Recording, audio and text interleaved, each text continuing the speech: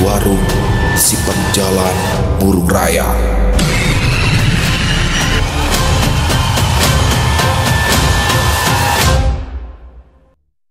Assalamualaikum warahmatullahi wabarakatuh. Halo semuanya teman-teman, selamat malam, selamat datang kembali di channel kesayangan kita, channel Ilo Bercerita, dan masih bersama saya Ilo dimanapun teman-teman berada. Semoga teman-teman selalu dalam keadaan sehat walafiat tanpa kekurangan satu apapun, dimurahkan rezekinya. Amin amin ya robbal alamin. Doa terbaik untuk teman-teman semua ya. Dan pada kesempatan yang baik ini saya akan membawakan satu kisah dari penulis favorit kita semua, Om Ras. Wow, penulis asal Kalimantan Tengah yang kisahnya selalu menarik untuk disimak ya teman-teman ya.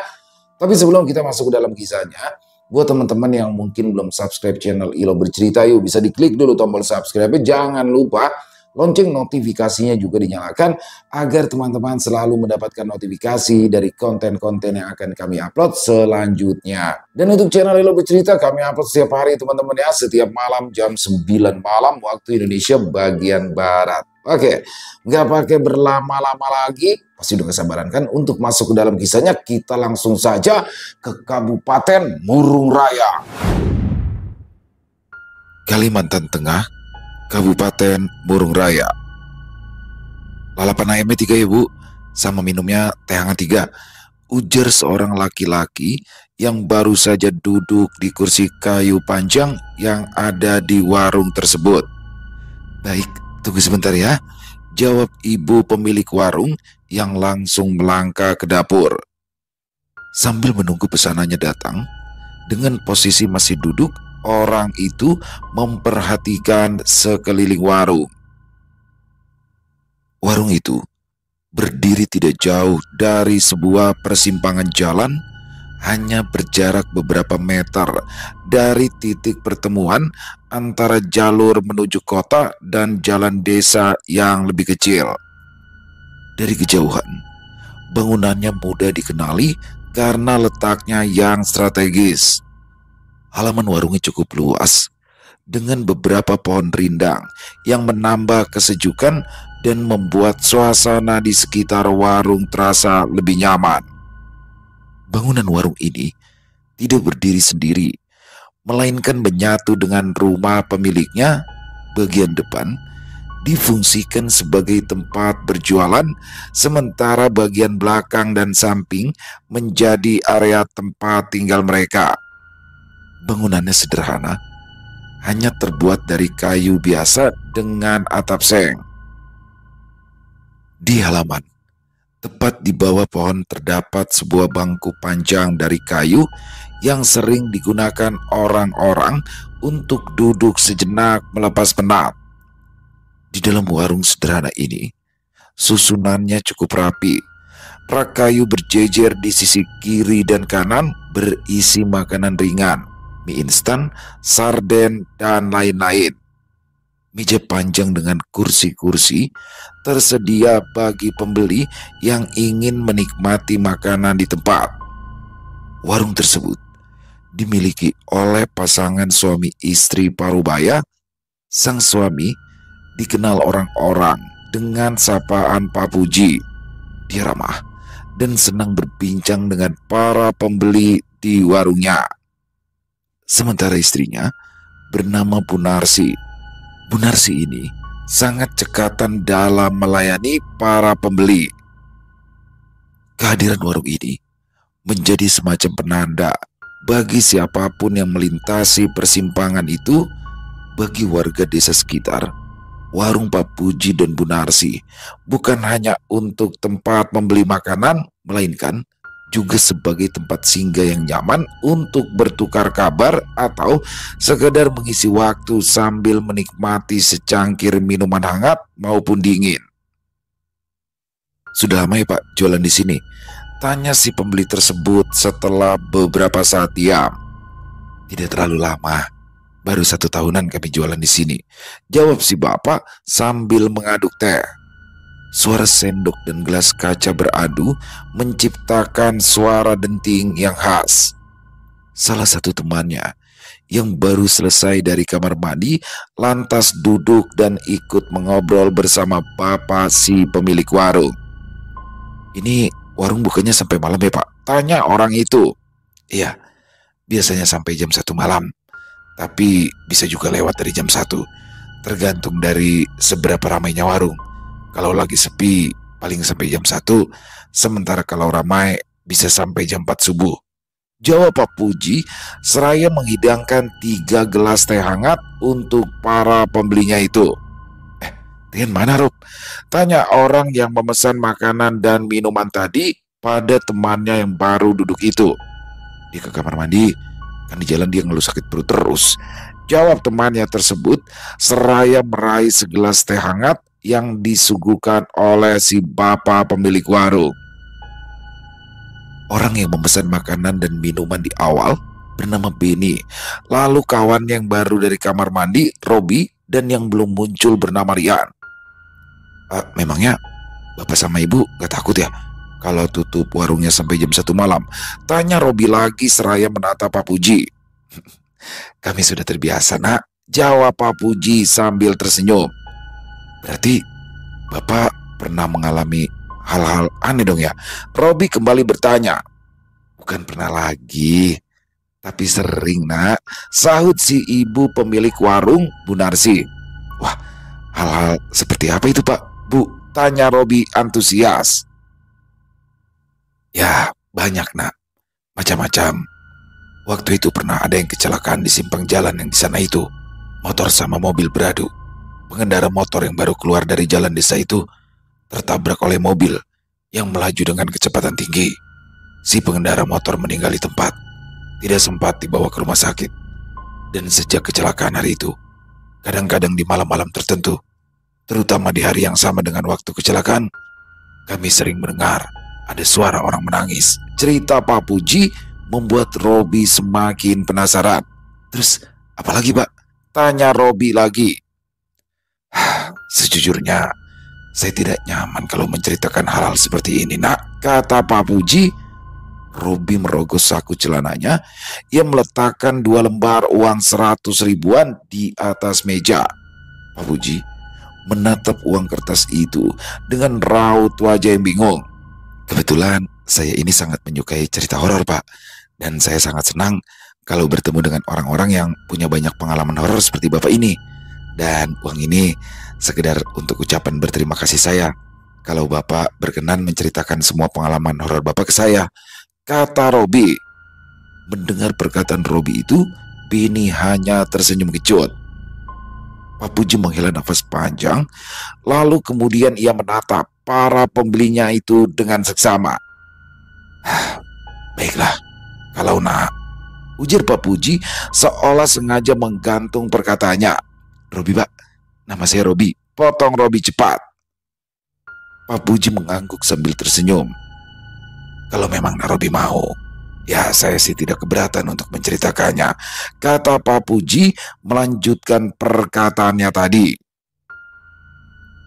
Ini kejadiannya baru 3 bulan yang lalu. Hal yang tidak masuk akal terjadi dan dialami oleh sopir mobil jenazah. Waktu itu, katanya mereka berangkat mengantar jenazah dari rumah sakit yang ada di kabupaten sebelah. Tujuannya adalah ke salah satu desa yang ada di Murung Raya ini. Kebetulan, jenazah itu diantar pada malam hari, sesuai permintaan khusus dari pihak keluarga yang menginginkannya demikian, dengan alasan adat dalam keluarga besar mereka. Namun, kejadian-kejadian aneh mulai mereka alami.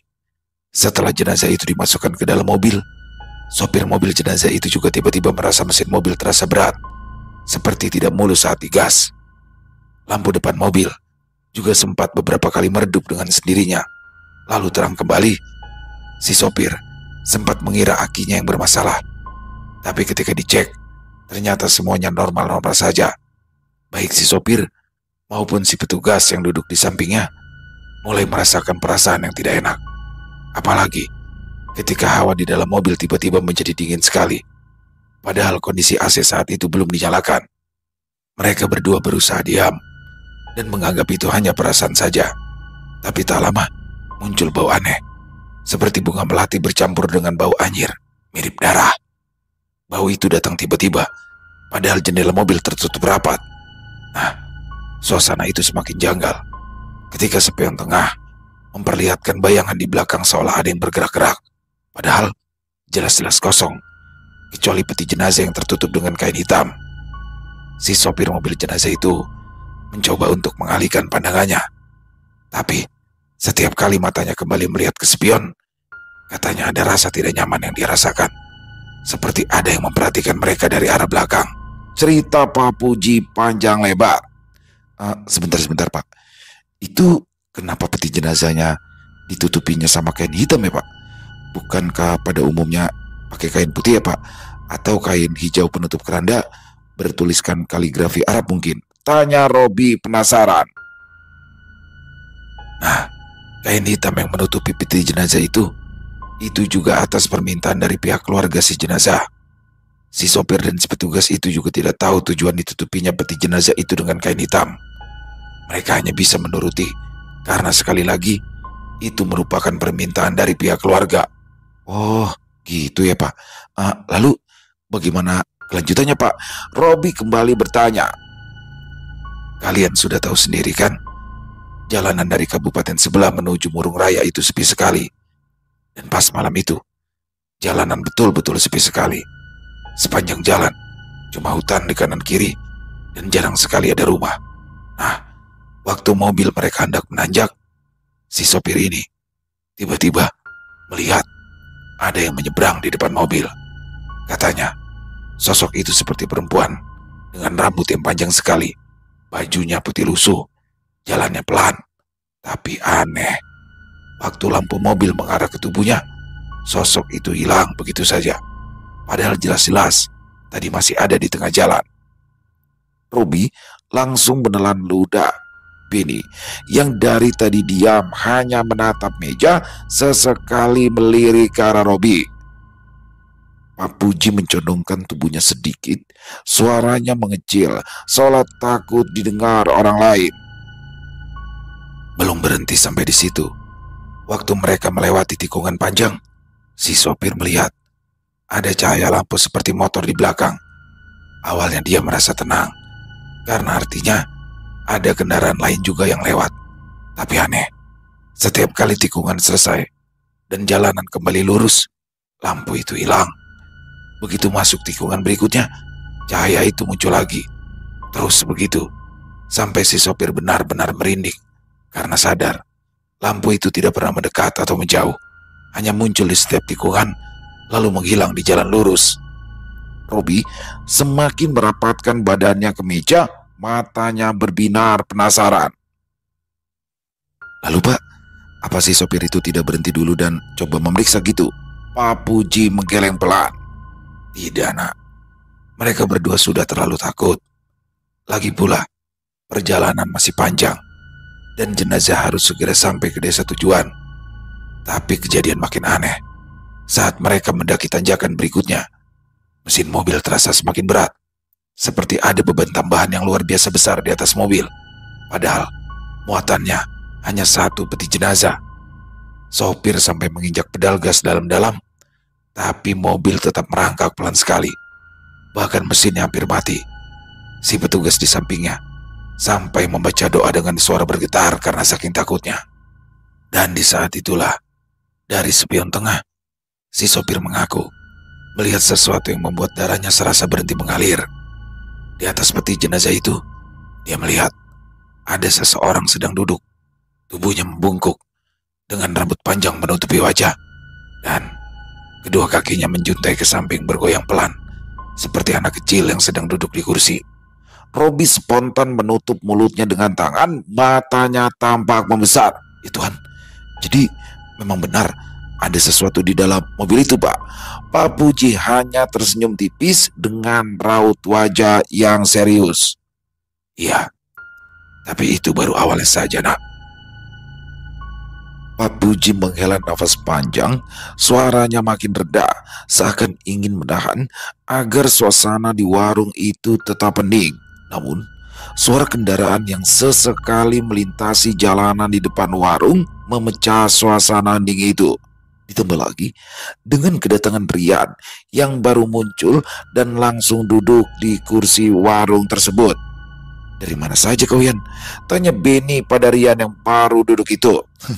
Maaf bro, perutku lagi tidak bersahabat, Jadi tadi agak lama di kamar mandi, jawab Rian. Ayo silakan, dilanjutkan saja obrolan kalian, ujar Rian tersenyum sambil meraih gelas teh di atas meja. Namun, belum sempat Pak Puji melanjutkan ceritanya, Bu Narsi sudah lebih dulu muncul dengan membawa 2 piring berisi lalapan. Nah, ini makanannya ya. Maaf agak lama, soalnya nasinya baru matang, ujar Bu Narsi sambil meletakkan 2 piring ayam lalapan. Setelah itu, ia kembali ke dapur lagi untuk mengambil 1 piring lalapan lagi beserta piring-piring berisi nasi dan juga mangkuk kobokan. Pak Puji berjalan keluar dan duduk di kursi di bawah pohon sambil merokok.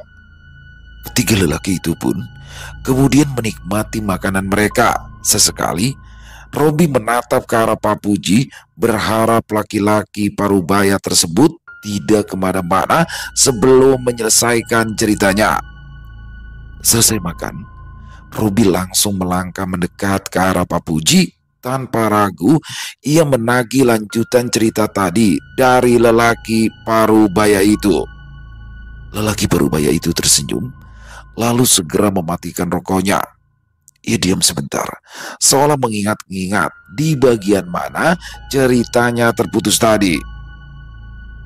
Jadi, setelah si sopir melihat penampakan lewat kaca spion tengah itu, tiba-tiba saja mesin mobil tersebut mati total. Padahal posisi mereka sedang berada di tengah jalan menanjak yang gelap dan kanan kirinya hutan lebat. Sopir langsung panik. Dia mencoba menstarter mobil berulang kali, tapi mobil sama sekali tidak mau menyala. Lampu depan juga meredup, lalu kemudian mati. Hanya cahaya bulan yang sedikit menerangi jalanan, ujar Pak Puji melanjutkan ceritanya.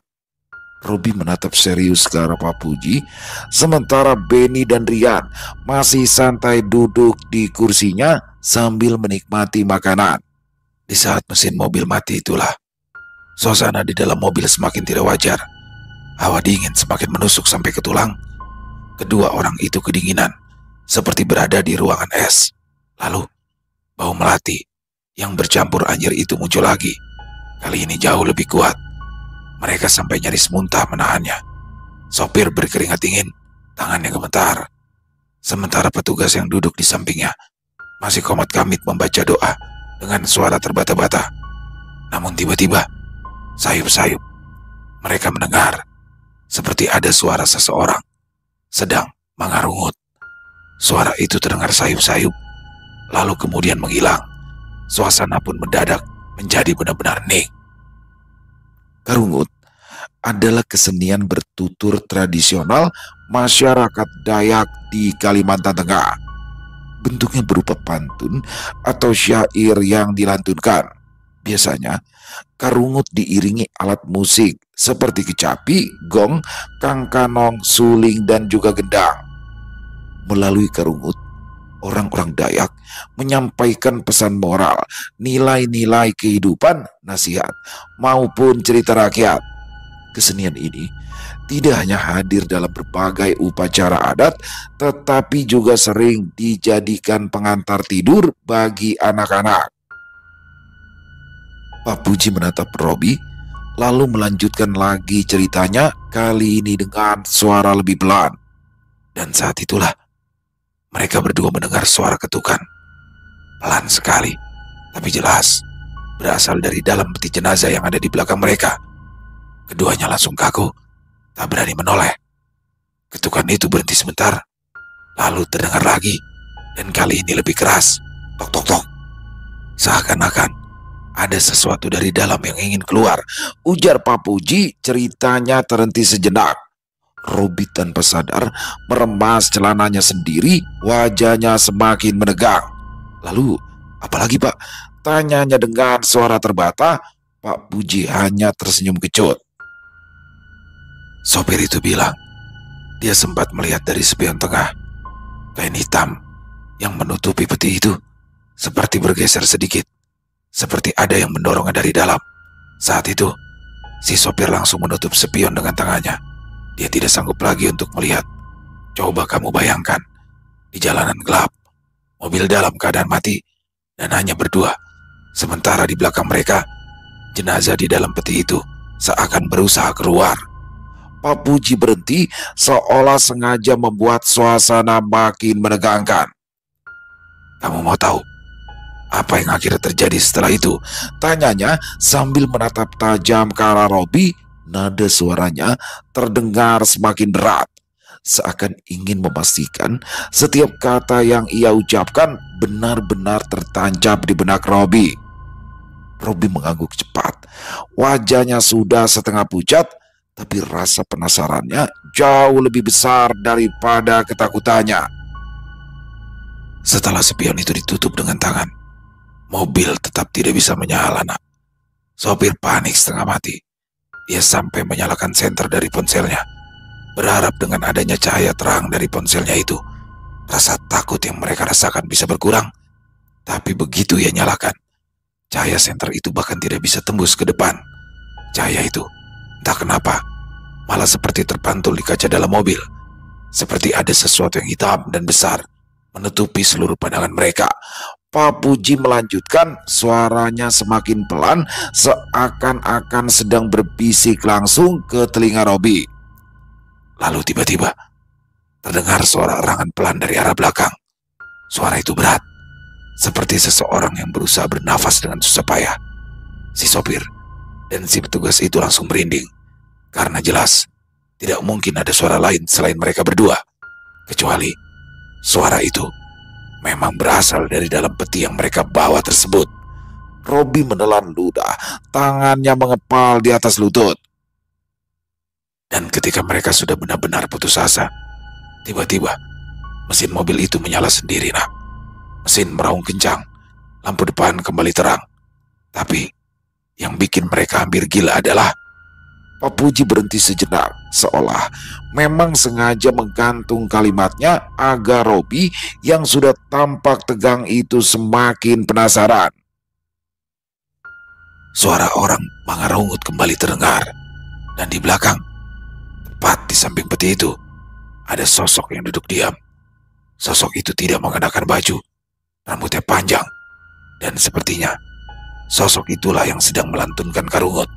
Entah sosok itu baik atau jahat, yang pasti si sopir langsung tancap gas, ujar Pak Puji. Terus Pak, apa akhirnya mereka sampai ke desa tujuan atau kembali mengalami hal-hal yang mengerikan, Pak?" tanya Robi antusias. Mobil tersebut melaju, tapi di sepanjang perjalanan, suara karungut itu terus terdengar samar-samar, seperti mengiringi perjalanan mereka. Anehnya, selama suara itu ada, tidak ada lagi ketukan dari peti, tidak ada lagi bayangan aneh di spion. Bahkan hawa dingin yang tadi menusuk perlahan menghilang. Si sopir dan si petugas itu hanya bisa saling pandang. Mereka tidak berani berkata-kata, jangankan bicara, untuk menelan ludah pun katanya susah. Mereka hanya bisa berharap perjalanan cepat selesai dan sampai di tujuan dengan selamat. Pak Puji menunduk sebentar lalu mengangkat wajahnya kembali. Setelah beberapa jam menembus jalanan sepi, akhirnya mereka sampai juga ke desa tujuan. Pihak keluarga sudah menunggu di depan pintu masuk desa. Mereka memandu mobil itu untuk menuju ke rumah. Nah, begitu sampai di rumah keluarga si jenazah itulah, baru mereka tahu siapa sebenarnya jenazah yang mereka antar tersebut. Robi maju sedikit ke depan, matanya menatap lekat ke arah Pak Puji. "Siapa, Pak?" tanyanya penasaran. Pak Puji menurunkan suaranya lagi. "Orang itu dikenal memiliki ilmu hitam yang sangat kuat, Nak. Banyak warga di desanya yang takut pada orang itu ketika dia masih hidup. Bahkan setelah meninggal pun, keluarganya sampai menutupi peti dengan kain hitam, agar makhluk-makhluk di sepanjang perjalanan tidak mengganggu. Tapi kenyataannya, justru makhluk-makhluk peliharaannya lah yang menampakkan diri di sepanjang perjalanan." "Berarti semua gangguan di perjalanan itu berasal dari makhluk-makhluk ilmu hitamnya sendiri ya, Pak?" Pak Puji mengangguk pelan. "Betul. Tapi si sopir juga bersyukur karena ada sosok baik juga yang ikut menjaga mereka, yaitu si sosok yang melantunkan karungu tadi. Katanya, sosok itu bukan bagian dari peliharaan si orang yang jenazahnya sedang mereka antar itu, kata salah satu orang tua di desa tersebut. Sosok yang melantunkan karungut itu merupakan sosok roh leluhur yang datang membantu menenangkan makhluk-makhluk peliharaan tersebut. Itulah sebabnya suara karungut terdengar menyejukkan, meski membuat bulu kuduk berdiri. Katanya lagi, untung saja ada sosok itu. Kalau tidak, mungkin sopir dan si petugas itu bisa jadi korban. Saya mendengar cerita ini langsung dari orang enak. Waktu itu mereka mampir di sini untuk makan dan beristirahat. Disitulah saya kemudian diceritakan oleh mereka tentang pengalaman tak terlupakan yang pernah mereka alami itu, kata Pak Puji mengakhiri ceritanya. Wah, saya jadi penasaran Pak sama sosok mengerungut itu, gumam Robi. Pak Puji tersenyum. Sudah, segitu saja ya ceritanya. Nanti kalau kebanyakan cerita-cerita seram, saya jadinya malah takut jaga warung. Kata Pak Puji berseloroh. Ayo dong Pak, ceritakan lagi. Saya yakin Bapak pasti punya banyak cerita, kata Robi seraya mengeluarkan selembar uang 50 ribuan. Pak Puji pun tertawa. Waduh, disogok terus saya ini loh, ujar Pak Puji di sela tawanya yang renyah. Biar Bapak tambah semangat ceritanya Pak, kata Robi tersenyum. Teman saya ini memang terobsesi sama cerita-cerita seram Pak. Di kampung juga begitu. Sampai ke sana kemari dia mencari orang yang mau bercerita kisah-kisah seram. Ujar Benny ikut tertawa. Lelaki itu melangkah mendekat ke arah Pak Puji dan Robi. Sementara Rian terlihat sibuk membayar makanan mereka pada Bu Narsi. Baik, saya akan ceritakan lagi. Tapi ini yang terakhir ya. Soalnya habis ini saya mau ke desa. Mau pesan ayam buat jualan besok, kata Pak Puji. Ya Pak, kami juga habis ini mau lanjut ke Tanah Siang lagi, jawab Robi. Mau apa ke Tanah Siang? Saya dengar-dengar dari logatnya, teman-temanmu ini berasal dari Banjar. Dan kamu sendiri logatnya seperti Bakumpai. Ada keperluan apa memangnya ke sana? Tanya Pak Puji penasaran. Robi tersenyum canggung. Kami mau mengunjungi teman di sana Pak, sekalian mau jalan-jalan, jawab Robi seadanya tanpa memberitahukan niat sebenarnya. Oh, begitu ya. Kalau begitu hati-hati saja. Jalanan menuju ke sana agak menantang, apalagi kalau di musim hujan. Tapi kalau dilihat dari mobil kalian yang tinggi, mestinya lebih aman lewat jalan itu, kata Pak Puji. Robi pun mengangguk. Lalu gimana Pak cerita selanjutnya? Tanya Robi kemudian. Pak Puji menghela nafas panjang, lalu kemudian menatap Robi dan Benny bergantian. Kalau ini ceritanya sudah lama sekali. Waktu itu masih musim lokal, masa di mana kayu hutan dijual dengan harga yang sangat mahal. Karena itu, banyak orang banting setir jadi penebang kayu. Karena hanya dengan menebang beberapa batang saja, hasilnya bisa untuk memenuhi kebutuhan berbulan-bulan. Saya pun waktu itu ikut terjun dan sempat merasakan manisnya hasil dari kayu yang mahal itu, kata Pak Puji memulai cerita keduanya. Saya masih ingat betul. Waktu itu, saya dan ipar saya ikut rombongan menebang kayu di pedalaman. Perjalanannya berat sekali nak. Harus lewat sungai, lalu berjalan kaki, menembus hutan yang kalau malam, gelapnya, tidak bisa ditembus cahaya lampu minyak atau bahkan senter sekalipun. Dan kalau malam hari, suara binatang buas terdengar dari segala arah. Kadang ada suara seperti orang tertawa, tapi kami tahu betul kalau itu bukan manusia. Robi dan Benny menelan ludah, sementara Rian otomatis ikut mendekat seolah tak ingin ketinggalan mendengarkan cerita dari Pak Puji itu. Pak Puji menyalakan rokoknya, lalu menghisap dalam-dalam. Asap putih perlahan mengepul keluar dari sela bibir dan hidungnya. Waktu itu, kami sedang bermalam di sebuah pondok kayu darurat, hanya beratap terpal seadanya. Lantainya dari batang pohon yang dilapisi dengan kulit atau kupak kayu di bagian atasnya. Kupak kayu itu bertujuan supaya badan tidak sakit-sakit ketika berbaring di atas lantai yang dibuat dari susunan batang pohon tersebut, dan supaya tidak terlalu kotor. Kami menggunakan karung sebagai pengganti spray. Malam itu, hujan deras, kilat menyambar-nyambar, dan angin membuat hutan seperti meraung. Kami semua duduk melingkar, membicarakan hasil tebang hari itu. Tiba-tiba saja, dari luar pondok terdengar suara tok tok tok, seperti ada yang memukul pohon dengan keras. Padahal di sekitar pondok kami tidak ada orang lain, dan semua anggota rombongan kami ada di dalam. Ujar Pak Puji memulai ceritanya. Awalnya, kami kira itu hanya ranting jatuh atau suara kayu patah. Tapi suara itu terus berulang, semakin dekat, seakan mendekati pondok kami. Lalu, terdengar suara kayu besar diseret di tanah. Suaranya berat sekali, seperti pohon tumbang, tapi pelan, sampai bulu kuduk kami semua berdiri. Pak Puji menghela nafas, lalu menatap ketiganya dengan sorot mata serius. Salah satu teman kami yang sudah cukup berpengalaman menebang kayu di hutan langsung bilang, "Jangan ada yang keluar." Mendengar itu kami semua diam. Tidak ada yang berani bergerak. Hanya suara hujan, suara aneh itu yang terdengar. Makin lama, suara itu makin jelas di telinga kami. Sebentar Pak, lalu apa ada yang berani keluar untuk melihat suara itu enggak? Tanya Robi, suaranya setengah berbisik. Pak Puji tersenyum tipis. Waktu itu, ipar saya nekat. Dia bilang tidak percaya hal-hal seperti itu.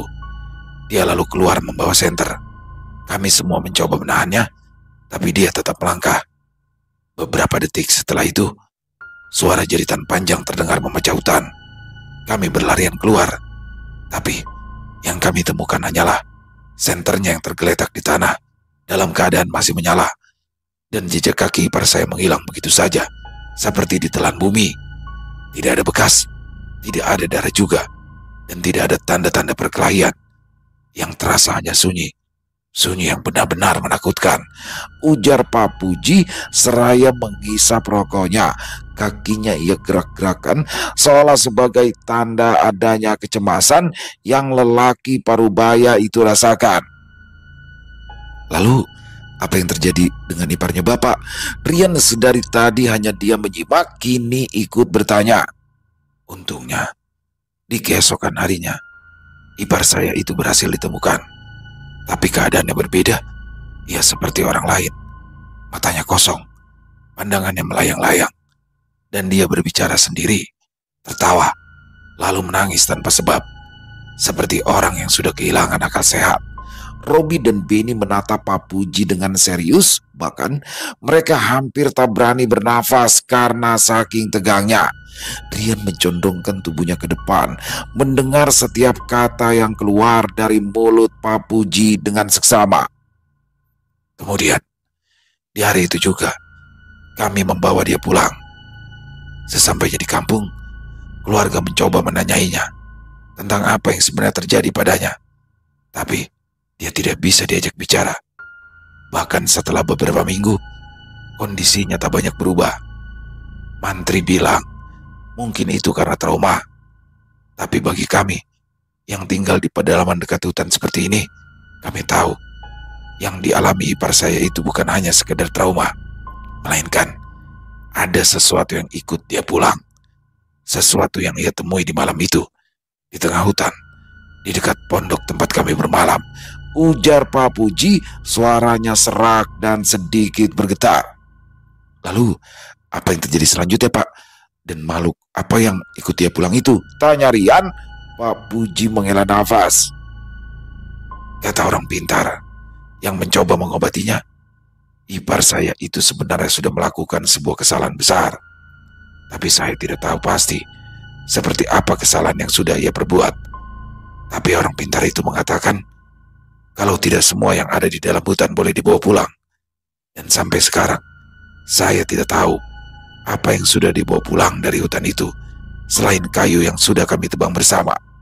Pak Puji menunduk, wajahnya terlihat menahan rasa getir, asap rokoknya mengepul perlahan. Orang pintar itu juga bilang, apa yang ipar saya alami di malam itu adalah sebuah hukuman karena kesalahan yang dia buat.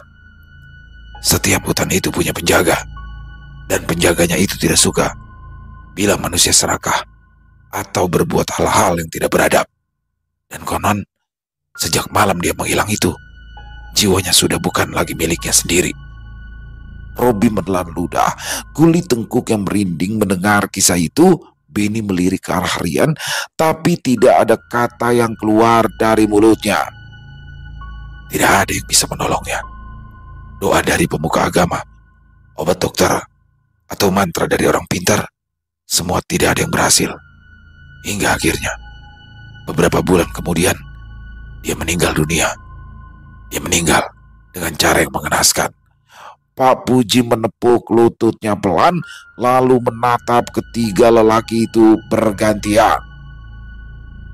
Itulah kenapa saya selalu bilang pada setiap orang yang saya temui, jangan pernah sembarangan di dalam hutan. Jangan mengambil terlalu berlebihan dari alam. Dan jangan pernah mengambil apa yang bukan hak kita. Karena kalau hutan sudah menuntut balas, tak ada yang bisa lari dari hukumannya, ujar Pak Puji mengakhiri ceritanya. Sudah ya, sementara segitu saja dulu. Saya mau pergi ke desa.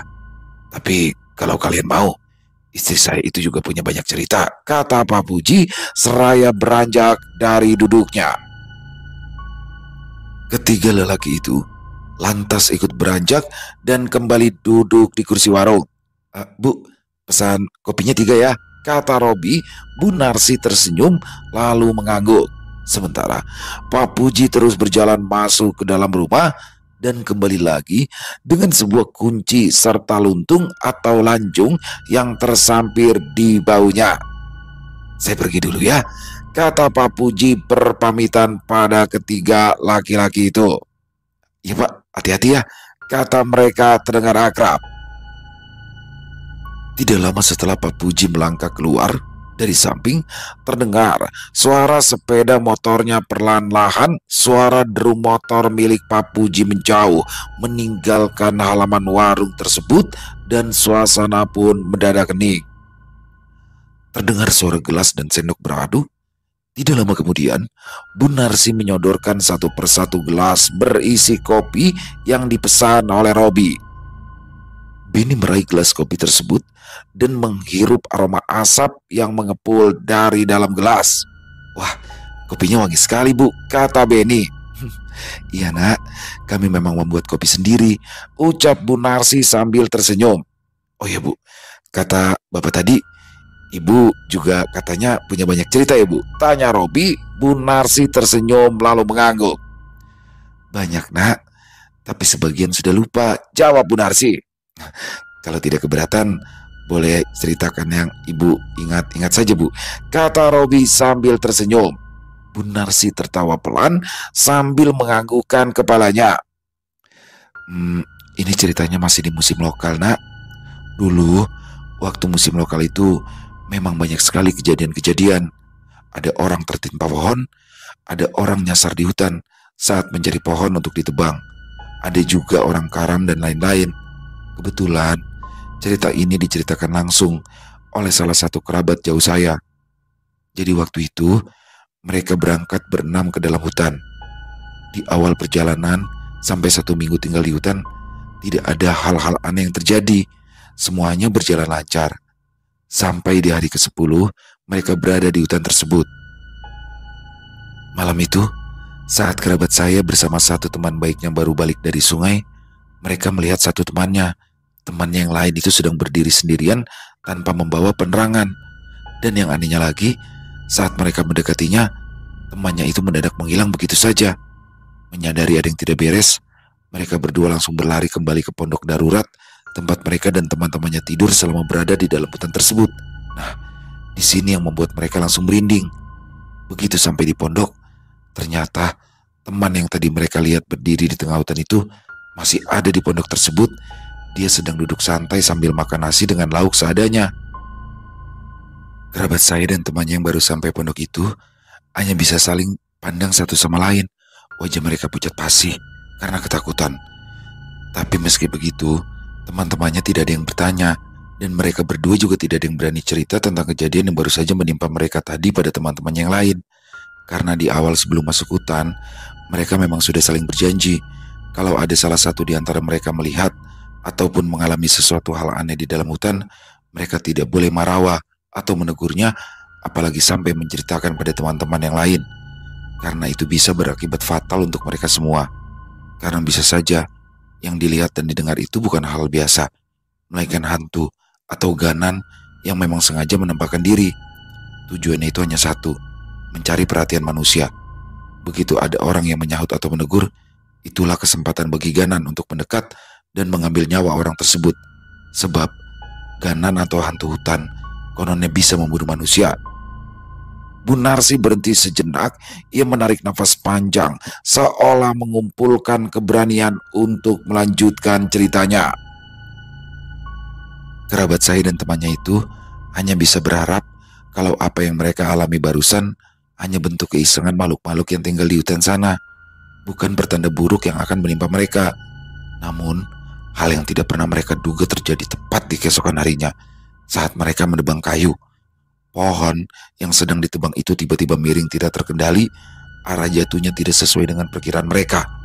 Mereka sudah mencoba menghindar, tapi naas. Kaki teman dari kerabat saya yang semalam mereka lihat di hutan berdiri sendirian tanpa penerangan itu malah tersandung akar pohon. Dia terjatuh dan tanpa sempat menghindari lagi, pohon itu menimpanya. Dia meninggal di tempat, dan evakuasi mayatnya memakan waktu yang cukup lama karena kepalanya hancur, membuat isinya berhamburan di tempat dia meninggal itu. Kelima orang, termasuk kerabat saya yang tidak punya pengalaman menangani hal seperti itu, tentu saja tegang dan ketakutan yang sangat hebat. Sambil menangis dan sesekali muntah, mereka mengumpulkan bagian kepala teman yang meninggal tersebut. Hingga kemudian menjelang malam, mereka baru selesai. Tanpa membuang lebih banyak waktu, mereka langsung membawa jenazah temannya tersebut keluar dari area hutan. Kalau kalian bertanya, kenapa tidak memanggil orang lain saja untuk mengevakuasi jenazah teman mereka tersebut? Itu karena banyaknya hal yang mereka pertimbangkan. Terlebih lagi, jenazah yang meninggal seperti itu tidak boleh dibiarkan berlama-lama di dalam hutan. Maka dari itu, mereka memutuskan untuk mengevakuasi jenazah temannya sendiri, lalu setelahnya membawa jenazah itu pulang ke kampung.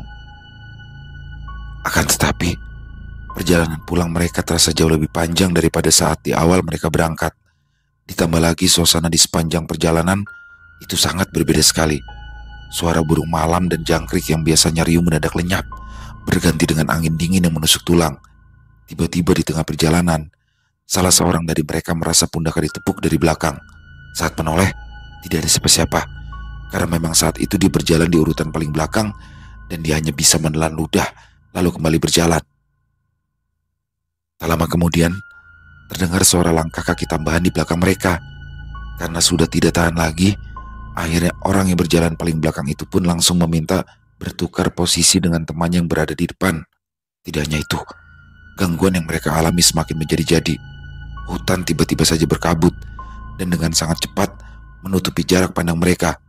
Lampu senter juga meredup, seolah kehabisan baterai. Padahal baterainya baru saja diganti sebelum mereka berangkat. Di saat-saat seperti itu, tak ada pilihan selain berhenti sebentar untuk mengganti baterai senter. Namun tiba-tiba, salah seorang yang membawa jenazah itu terjatuh. Dia menjerit keras sambil meronta, seperti ada sesuatu yang menariknya ke arah semak belukar, membuat jenazah yang digotong ikut terempas ke tanah. Teman-temannya tak tinggal diam, mereka segera berlari membantu, ramai-ramai menarik tangannya hingga akhirnya ia berhasil terbebas. Tapi aneh, di betisnya ada bekas cakaran panjang, padahal tidak ada satupun binatang buas di sekitar mereka. Orang yang mengalami kejadian mengerikan itu langsung menangis histeris. Dia benar-benar ketakutan. Dan keempat orang lainnya juga terlihat putus asa. Karena gara-gara kejadian tadi, jenazah yang sudah cukup rapi terbungkus kembali terbuka. Sangat lama mereka hanya diam di tempat itu. Bahkan jenazah teman mereka itu pun juga tidak lagi mereka urus. Cerita Bu Narsi terpotong karena tiba-tiba di halaman warung itu menepi sebuah mobil Avanza putih, lalu dari dalamnya keluar beberapa orang. Cerita Bu Narsi terputus karena kedatangan para pembeli tersebut. Benny, Robi dan Rian saling pandang. Dada mereka masih terasa deg-degdug karena ketegangan cerita dari Bu Narsi tadi. "Lalapannya masih ada, Bu?" tanya salah seorang wanita berusia 40 tahunan pada Bu Narsi. "Iya, ada." "Iya, pesan 6 porsi ya, Bu. Minumnya es teh manis saja 6 gelas." Bu, ini uang kopinya ya, Bu. Nanti pulangnya kami mampir lagi kemari. sekalian untuk mendengar kelanjutan cerita ibu, kata Robi seraya mengeluarkan selembar uang 50 ribuan. Tunggu, kembaliannya, kata Bu Narsi. Tidak usah Bu, simpan aja. Terima kasih ya, sudah mau menceritakan cerita yang luar biasa tadi, kata Robi seraya melangkah keluar dari area warung. Selesai. Wow, luar biasa kisah dari Om Ras. Ini unik nih ya. Ini kisah kali ini unik dan apa ya? Dan baru pertama kayaknya saya juga bawain kisah seperti ini ya. Dan ini bisa menjadi ini sih, apa namanya, ya sesuatu yang berbeda biar teman-teman juga nggak bosan. Yang jelas nih Om Ras salah satu penulis favorit saya ya. Dan kali ini bagaimana Om Ras menceritakan sesuatu, apa ya, cerita di dalam cerita. Seperti Pak Puji dan istrinya ini seorang penjaga warung lalapan ya. Jadi warung lalapan ini mungkin banyak teman-teman yang bingung ya, warung lalapan apa sih? Jadi kalau di Kalimantan itu disebutnya warung lalapan, tapi kalau di Jawa pada umumnya itu warung pecel ayam teman-teman ya, pecel ayam, pecel lele ya. Jadi di sana itu disebutnya warung lalapan. Nah di sini saya unik nih kayak orang-orang kayak Benny dan Bimo dan temannya ya. Jadi mereka suka tuh dengerin cerita-cerita horor langsung dari orangnya, sampai rela ngasih duit lagi. Jadi kalau sebenarnya mengingatkan sama saya juga ya, saya suka juga nih ngobrol-ngobrol seperti itu sama orang baru yang baru saya temui. Tapi mungkin nggak langsung spontan ngasih duit gitu ya, karena takutnya tersinggung sih kalau saya mikirnya. Biasanya traktir kopi, ya kan, beliin rokok, makan, ya itu kan sebenarnya juga sama aja ya. Dan tapi di sini dari beberapa kisah yang diberikan oleh Pak Puji dan juga istrinya ya, kalau saya menurut saya yang paling serem itu yang pertama teman-teman. Ketika salah sopir jenazah, sopir mobil jenazah ini membawa satu jenazah yang cukup aneh dan bahkan gangguannya banyak banget. Dan di sini ternyata orang itu adalah penganut ilmu hitam. Waduh, jadi sosok-sosok yang datang itu ternyata adalah sosok-sosok pegangannya selama ini. Jadi menghantui sepanjang perjalanan. Waduh, itu ngeri banget tuh. Sama satu lagi ya, menurut saya lebih serem sih sebenarnya. Ini secara kejiwaan seremnya ya. Bagaimana ketika beberapa orang yang menebang kayu di hutan, temannya tertimpa pohon dan posisi kepalanya pecah. Ini bisa dibayangin teman-teman. Evakuasinya pasti susah banget karena pohonnya ini besar, berat, dan posisi temannya tuh udah ketindih ya. Ini kan nggak bisa kebayang ya. Mereka berjam-jam itu menatap itu semua tuh. Apalagi ketika mereka harus mengevakuasinya dari dalam hutan keluar. Itu sepanjang perjalanan pasti kan kayak lama banget. Waduh, ngeri-ngeri banget ya. Dan keren banget kisahnya kalau menurut saya. Terima kasih Om Ras atas kisahnya. Dan ditunggu lagi kisah-kisah selanjutnya. Buat teman-teman yang mungkin suka dengan videonya, bisa diklik tombol like-nya, tombol jempolnya. Boleh juga dibantu dong di-share link videonya ini ke teman-teman yang lain, agar juga ikut merasa terhibur. Dan buat teman-teman yang mungkin punya komentar lain, pendapat lain tentang kisah barusan, bisa menuliskan di dalam kolom komentar, ataupun hanya sekedar saling menyapa. Insya Allah kami akan menjawab satu persatu. Di akhir kata, saya Ilo mengucapkan permohonan maaf apabila mungkin dalam pembawaan kisahnya barusan ada kata-kata saya yang salah ataupun ada kata-kata saya mungkin yang kurang berkenan. Saya mohon dibukakan pintu maaf yang seluas-luasnya. Sampai berjumpa lagi di konten-konten kami selanjutnya yang pasti tidak kalah serunya, yang pasti tidak kalah horornya. Masih bersama saya Ilo di channel Ilo Bercerita. Salam sehat, sukses selalu untuk kita semua. Wassalamualaikum warahmatullahi wabarakatuh.